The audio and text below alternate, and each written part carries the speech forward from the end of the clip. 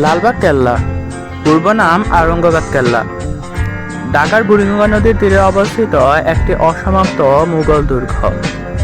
তৎকালীন দিল্লির সম্রাট আওরঙ্গজেব এর তৃতীয় পুত্র শাহজাদা আজম শাহ বাংলার সুবেদার থাকাকালে ১৬৭৮ সালে এর নির্মাণ কাজ শুরু করেন। কিন্তু তিনি মাত্র ১৫ মাস বাংলায় থাকার পর মারাঠা বিদ্রোহ দমনের জন্য পিতা আওরঙ্গজেব তাকে দিল্লি ডেকে পাঠালে একটি মসজিদ ও দরবার হল নির্মাণের পর তিনি দিল্লিতে চলে যান এবং দুর্গের কাজ অসমাপ্তই থেকে যায়। পরবর্তী সময়ে সুবেদার শায়েস্তা খাঁ ১৬৮০ সালে পুনরায় বাংলার সুবেদার হিসেবে ঢাকায় এসে দুর্গের নির্মাণ কাজ পুনরায় শুরু করেন। ১৬৮৪ সালে এখানে শায়েস্তা খাঁর কন্যা ইরানদুত রহমাত বানু ওরফে পরী বিবির মৃত্যু ঘটে। কন্যার মৃত্যুর পর শায়েস্তা খাঁ এই দুর্গটিকে অপয়া মনে করেন এবং ১৬৮৪ খ্রিস্টাব্দে অসমাপ্ত অবস্থায় এর নির্মাণ কাজ বন্ধ করে দেন। লালবাগের কেল্লার ৩টি প্রধান স্থাপনার একটি হলো পরী বিবির সমাধি। শায়েস্তা খাঁ ঢাকা ত্যাগ করার পর এটি এর জনপ্রিয়তা হারায়। ঢাকা থেকে মুর্শিদাবাদে রাজধানী স্থানান্তর করা ছিল এর প্রধান কারণ। রাজকীয় মুঘল আমল সমাপ্ত হবার পর দুর্গটি পরিত্যক্ত অবস্থায় রয়ে যায়।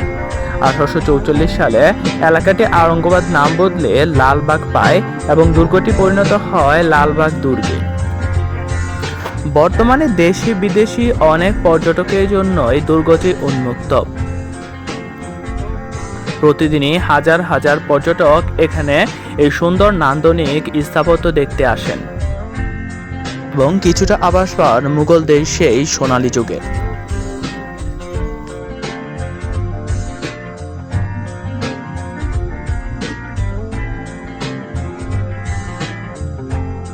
সামনে যে পানির ফোয়ারাগুলো দেখছেন এগুলো একসময় চালু ছিল, তবে বর্তমানে বন্ধ অবস্থায় থাকে। তবে বিশেষ কোনো রাষ্ট্রীয় অনুষ্ঠানে এগুলো আবার চালু করা হয়। সামনে যে প্রাসাদটা দেখছেন এটি ছিল শায়েস্তা খানের দরবার হল এবং আদালত। তিনি এখানেই বসবাস করতেন।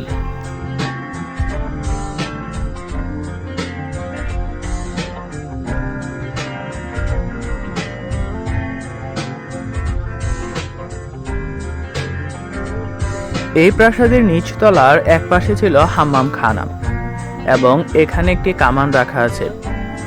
বিভিন্ন সময় যুদ্ধে এই সব কামানের ব্যবহার করা হতো। এখানে একটি বোর্ড লাগানো আছে, এখানে লেখা আছে the conservation of this Mughal hammam was founded by the US Department of States Ambassador Fund for Cultural Preservation program. সামনের এই নিচু জায়গাটি হলো লালবাগ কেল্লার পুকুর, তবে বর্তমানে পানি নেই, শুকনো অবস্থায় থাকে। তবে সরকারের পরিকল্পনা আছে এতে পানি দিয়ে লাল শাপলা চাষ করার।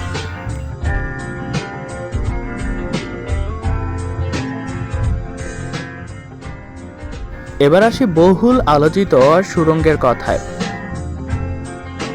স্থাপত্যবিদদের মতে এই পথটি প্রায় 18 কিলোমিটার দূরে টঙ্গী নদীর সঙ্গে যুক্ত। আবার কেউ কেউ মনে করেন এটি একটি জলাধারের মুখ, এর ভেতরে একটি বড় চৌবাচ্চা রয়েছে।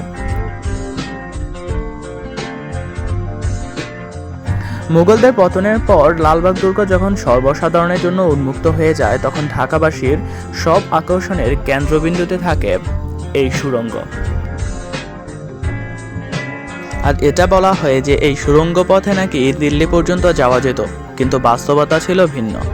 এটি যুদ্ধকালীন বা বিপদ মুহূর্তে সুবেদারদের নির্বিঘ্নে পালিয়ে যাবার পথ হিসেবে তৈরি করা হয়েছিল। তবে প্রকৃত রহস্য উদ্ঘাটন করা এখনো সম্ভব হয়নি।